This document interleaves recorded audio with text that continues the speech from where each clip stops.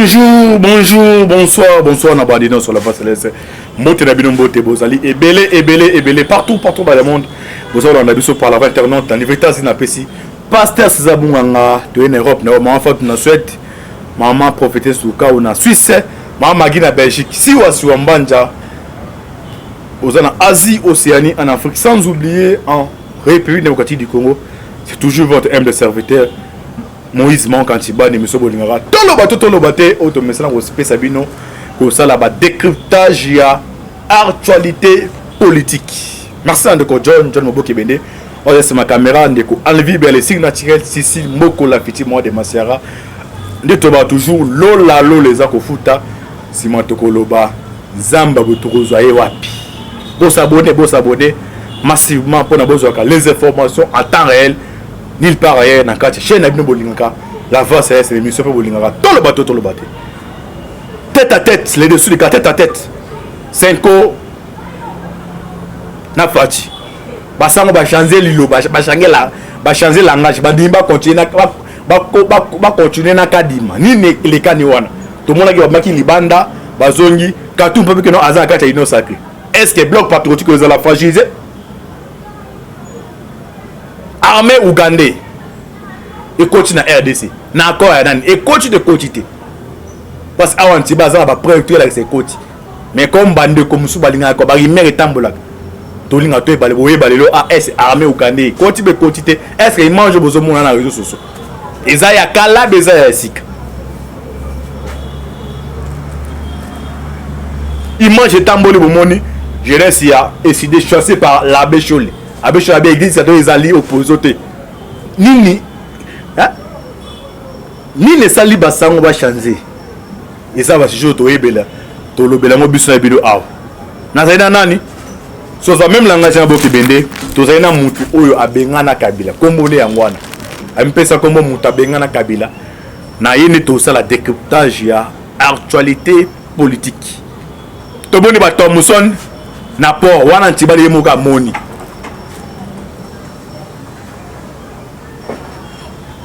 Moutabengana Kabila, bonjour. Bonjour Ndeko Antibal. Bonne santé. Santé Kimezali, santé vraiment Kimezali. Ngolo Nzambe Kimezali. Ok, Kimezali, santé Kimezali. Tu vas avoir un sujet. Il y a les bosso. Balobi Fati a signé accord. Na Museveni a teki mboka ba Uganda ba équiper RDC. Est-ce que tout on va ba ba tout le monde en a vidéo. Ce n'est pas encore confirmé que non tout Ougandais Bazana Congo, Bazana Est. Expliquez Banamboke, Zali ya solo bezali ba remède. Merci Ndeko Antibal, na mutuna otuningaye oza très capital pour nous informer na Banamboka mai mazali ko lekana na kati ya mboka na Congo, ou soit na ba remède ou soit na o bazali ko yoka na makambotali arrivé ya troupe ougandaise na mboka na biso esengeli Banamboka balanda partout bazali au bazolanda biso bayoka ba explication ce qui se passe na kati ya mboka na biso. Ndeko Antibal nulle part na charte ya mboka soit ya Nations Unies ezali interdit que non donc que jamais kozwa tout moko pona kosunga mboka mususu nulle part epekisami c'est autorisé ezali et to bien la diplomatie sur le plan international.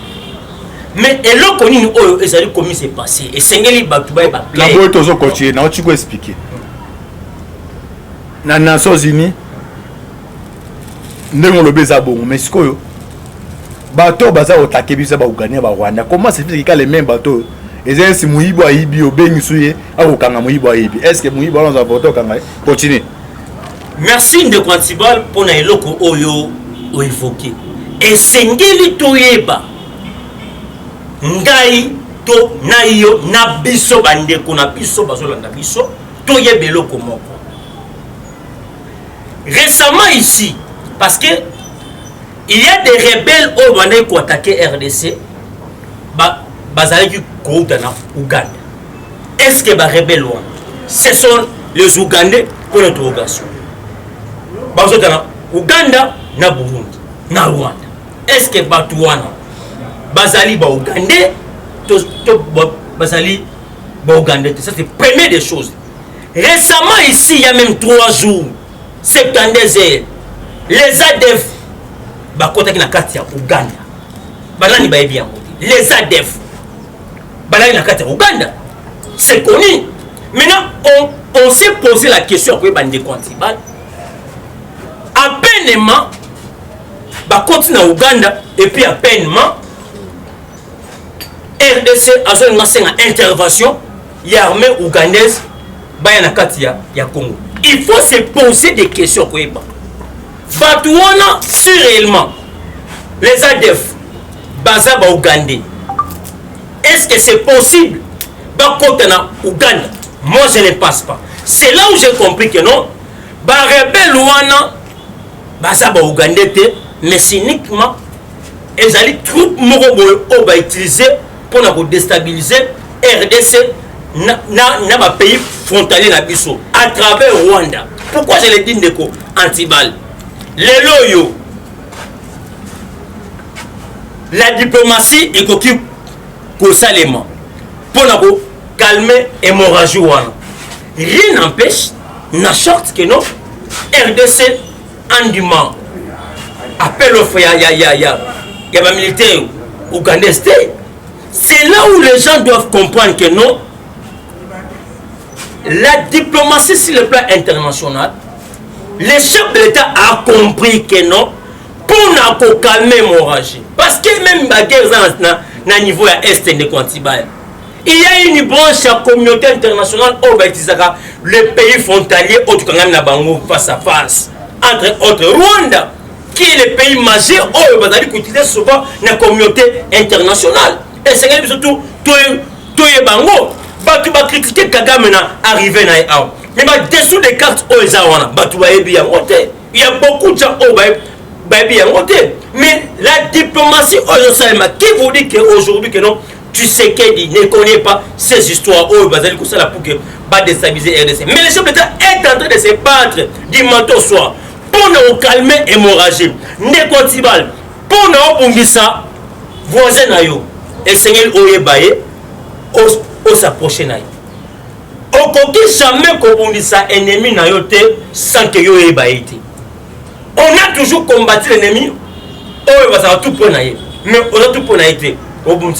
Mais Bande Moussoavi, c'est qu'elle a été Kimboka là-bas au Ougandais. Non, ils doivent comprendre la politique. Il y a beaucoup de gens de Quantibal. On va avoir un bébé spirituel la politique. On va avoir une politique. Et nous qui savons la politique, nous sommes autre politique de Quantibal. Tu sais que mon Kozamboka au Sala. Et je vous dis clairement, tu clairement de Quantibal, tu sais qu'il va défier tous ses ennemis pour entourer RDC. Et même la classe politique, oh, ils ont les lots de Quantibal. Bakoufi. Parce que c'est là où on a lobby. Lobby, on n'aura pas une classe politique. C'est parce qu'ils n'ont pas compris la valeur de la politique. Ils n'ont pas compris qu'est-ce que la politique. Maintenant, tu sais qu'il y a maintenant un grand travail. Les votants de Sabango, c'est quoi la politique?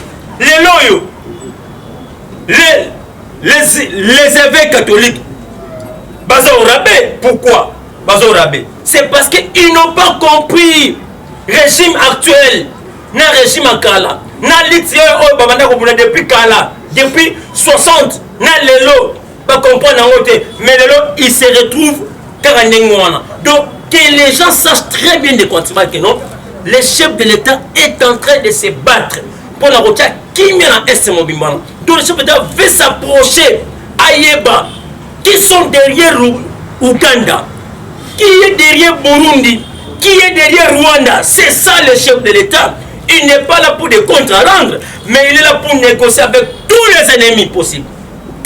C'est comme ça. Il faut négocier, il faut s'approcher, il faut savoir que non, qui est qui et qui n'est pas qui. Pour garder ma belle abus, pour garder territoire nabiso. Mais il y a des gens qui ne comprennent pas la politique. Pour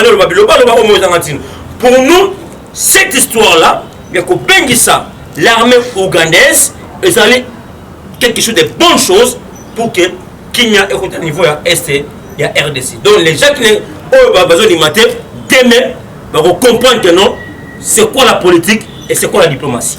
Ok, merci. Bon, les amis, ma réponse.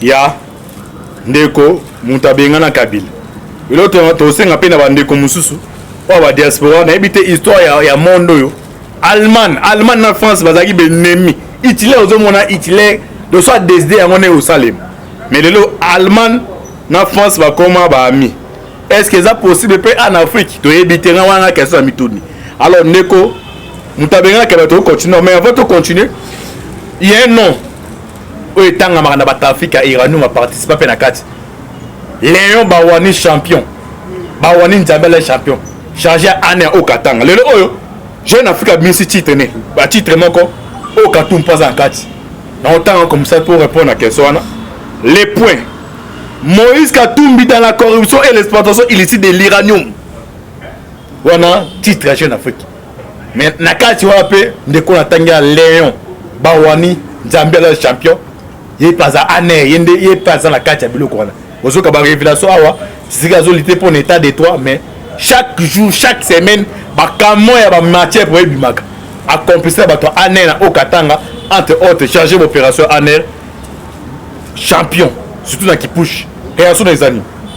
Merci ndeko Antibal pour la mutuno tuningai et na landa ki information ya champion wana o bazali ko tanga mingi ozali na kati ya ba coopération ya Iranium vraiment toko senga na hiérarchie de la République au monde loko oyo et pomisa Kabila oyo isa problème ya Iranium là je vous dis na kati ya ba pays ba droit de veto ya monde entier ba vanda ba solola il y a des pays où va boya ba koki ko soit ba Iranium te mais on s'est rendu compte Kabila a kabambo comme tout aye atoki azur c'est ainsi aussi j'interpelle la conscience ya régime en place que va contrôler la situation tout ya Iranium aux alliés ko salema na niveau ya est champion wana esengeli ba arrêter aye biso bazali combien na kabali ya Iranium wana oyo bazali ko teka sans que va contrôler bango on dirait l'état et qui c'est champion de ko Antibal olelo aligné à salir image en boka aligné à créer RDC ba problème c'est parce que Iranium de Benga Kabila pouvoir de Antibal c'est l'Iranium même de Benga Kabila na pouvoir mokonzambo quoi azala éveillé ya ko de la messe champion na ayeba azanani tout consort lelo yondeko Antibal avec chargé opération année ya Okatanga voilà ye muta facilita ki ba policier o ba bomangi chebe entre Paul Milambo azoye bango anaki na kena ona na golf yebe muta kimisi John Numbi est-ce que mon konzamboka azomona été est-ce que l'état congolais bazomona été et comment on ndenge wande ko Antibal bazo garder ka ndenge wana quelqu'un qui détruit la République alors teka Iranium sans contrôle l'état zaté alors kimisaba ba criminel na Okatanga kuna mais l'état attend quoi pour le grand ndenge wana l'état c'est la nini mon konzamboka c'est la nini est-ce que l'état n'est pas au courant c'est que moi je sais la personne est mieux informée à chaque jour à chaque instant c'est le président de la République il faut nous senga na François Beya o azali conseil spécial en matière de sécurité instruit année o azakuna o dimo année instruit o Katanga pour bachaye maboko parce que selon ba canon tiba alinga kima moi c'est là bana bazada niveau libanda mais on te le dit ndeko Antibal qui informe c'est le numéro 1 année mais qui fait François Beya pour que malgré l'autre d'intimidation aux Antibal il y a moi le dit que fait François Beya parce que c'est lui qui est chargé pour informer le chef de l'État tout ce qui se passe c'est lui le numéro 1 service à renseignement mais qui fait François Beya donc François Beya doit faire plus que rapide que non pour que Mokozambo kaye ba situation aux comme c'est passé et pas ndeko champion parce que on permettre que non ndeko champion a créé biso ba bafi ba des tout a créé RDC un problème un jour na moko to lingi ngote et puis ndeko Antibal lelo yo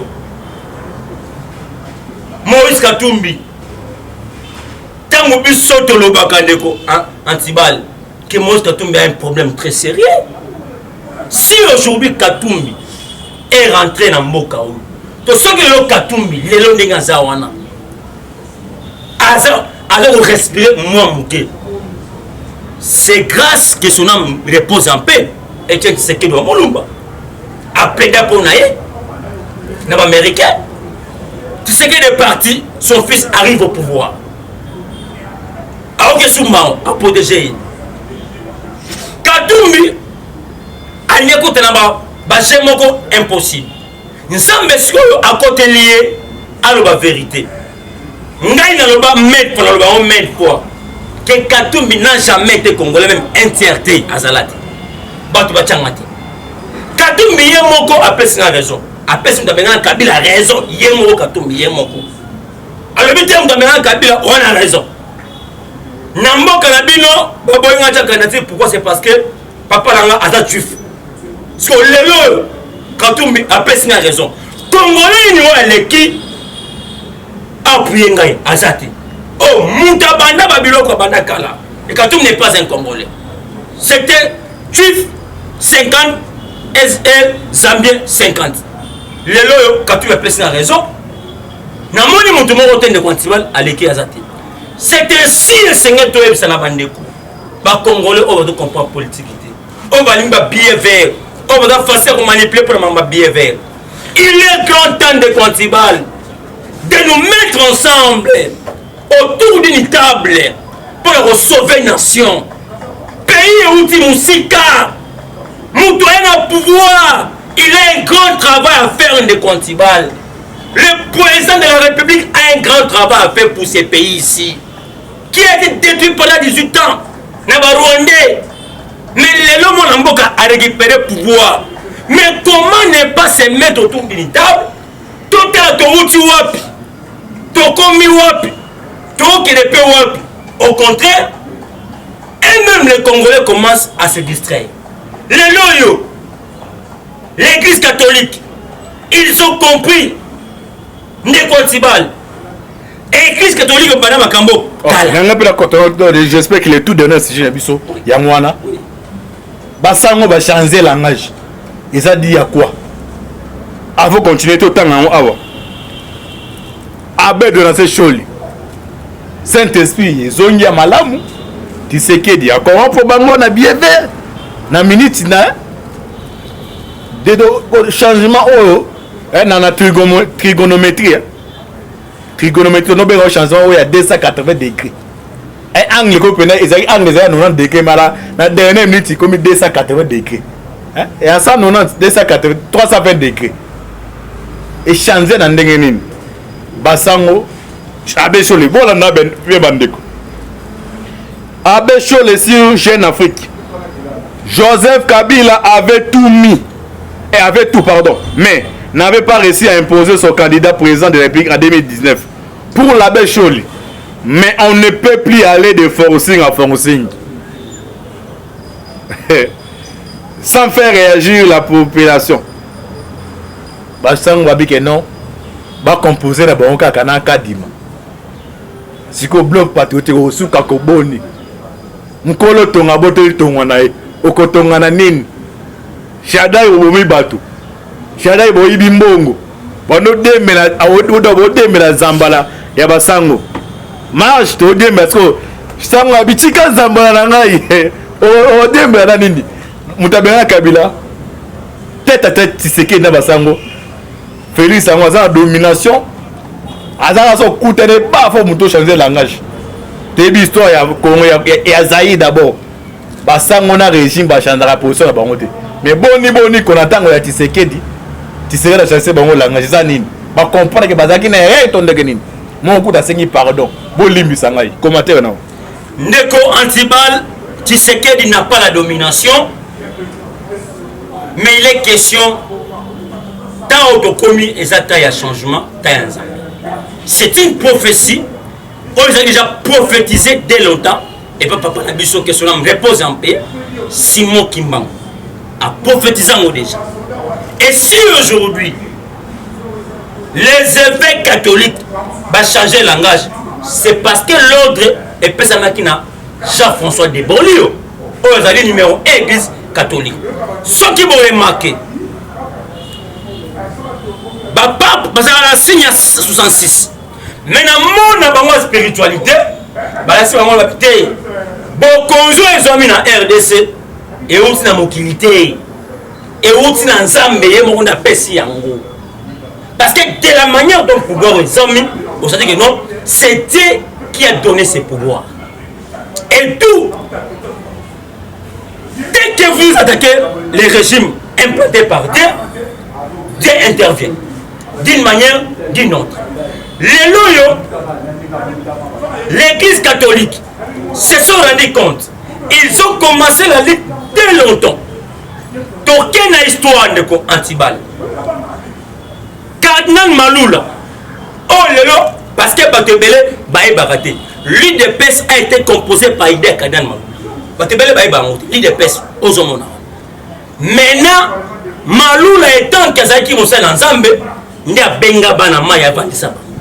Que ngai nako combattre Mobutu mais bino vous allez pour un système le régime ya Mobutu et a compris que non nous allons composant les cardinal Maloula ba utiliser protocole c'est-à-dire approche à Maloula oyo abana aussi vraiment makambo tout moi c'est protocole wala Mobutu le gars protocole on a que non a retonguler villa na étranger abomilae Maloula premier essaye ba protocole on a tela Maloula poison na nini na bilo wa rolia et simbati nde ba utiliser poison na ndaku mobimba nde bomi et boma cardinal Maloula ba bosana eloko composant des ya pesaka ya basango mais lelo sikoyo ba comme na pouvoir même partout bango basali composant na bango bango na pouvoir ba tche gratuité ba évêque ba combattre on se pose la question mais pas tout bébé ça salit to ba bien ngote maintenant ba mi se rendre compte zamba côté li bango habité oyo eza biloko na bino basango te oyo ezali nga moko nzambe nene na ngalo na Kongo na bowumbu vous devez aller voir mutonga na tche wana bosola na ye bovanda botonga ekolo botika badi ba distraction l'église catholique babunga da pédale et puis baniso ba songa na pédale ndenge sengeli nde Antibal moment de commune de Antibal eza moment ya nzambe eza moment c'est to sangana to tonga ekolo tout on école na biso mboka ebonga que ces gens laissent la décision inutile. Le pays maintenant est revenu dans le bon sens. Le pays maintenant est dans le main na montoa akila likolo na se ye montusko au Kambande Congo. Ce n'est plus Tshisekedi qui dirige le pays, mais c'est Dieu qui dirige maintenant le pays. Au main qui Tshisekedi, c'est-à-dire au bouger Nzambe, c'est parce que c'est Dieu qui l'a mis là-bas pour qu'il a conduit Congo mboka avancé mboka bon. Avec ce Dieu là qui a créé la terre et la sienne, où il y a tous les chefs de l'État congolais, nous croyons dans les jours à venir de bonnes choses et puis les Congolais auront une bonne vie et puis Mboka Nabiso et autant qu'on a de Antibal avec ces dieux là. Ok, merci Mboka Nabiso Tam avec ces dieux là. Évitez, Maboke Benata la minute a signalé Moutabengana Kabila. Alors procès électoral, comme étape nini. Tout le monde a vidéo mon corps, président leader jeune a décidé, c'est joué là. A interrompre pour des presse à Basango Abécho la répondre dans ton encore tous ces bâtis Abécho c'est église catholique bah comme union sacrée ton ndenge mais habiter avant continuer de balancer au diango awa comme ça tout l'anda est tout avec des preuves tout l'anda. Je tiens à dire ce mot parce que c'est très important. C'est très important. Vous avez vu quel spectacle désolant on vient de vivre ici. Hein? Quelqu'un qui vient pendant un point de presse faire ce qu'il a fait là au nom d'une prise de position politique. Je le répète, il ne faudra pas que les partis de l'opposition se cachent derrière l'Église. Il faudrait que les opposants prennent leurs responsabilités en tant qu'opposants. Quand la prise de position de la SENCO arrange les intérêts d'un parti politique, en ce moment-là, la SENCO est applaudie. Quand ça n'arrange pas les modes de vie, on crache sur la SENCO. Et quand ils prennent le pouvoir, ils se retournent contre la SENCO. Plus jamais. Ok. Voyons ça, non. événement s'est passé dans le de presse ça. Oui, ndeko Antibal, ma vidéo pesali, il y a un groupe de gens qui est na centre interdiocésain pour réclamer la syncope baloba si c'est là où je dis que non, l'église catholique n'est pas un parti politique. Ce n'est pas un parti politique. C'est l'église Oyo et Abato. Mais si aujourd'hui, les politiciens, comme ils contre l'église catholique dans la politique, ça sera très dangereux. Et c'est inacceptable. Les loyaux, appellent sur les Pessinga et Kangena Kingo. Avec un bon Yandeko, Glencore, à Tchabangola. Sko, Makamo, Glencore, à Tnebango, et Simbité, maintenant, devant un fait accompli. Avec sur les alobis vérité, il ne faut pas que non, l'opposition va y avoir l'église catholique. Quand nous on faisait l'opposition de Quantibal, nous, leaders PES, on n'associait jamais l'église catholique. Nous, leaders PES, on n'associait jamais l'église catholique. Mais les loyaux, on ne comprend pas. L'opposition, on les allait en place, incapable de faire ça. La force T. Aujourd'hui, maintenant, je donne raison. Dès qu'il y a des PES va accéder au pouvoir, il n'y aura pas l'opposition. Et la majorité. Il a maintenant raison. Il a presque raison. Et pourquoi l'opposition est incapable de faire ça?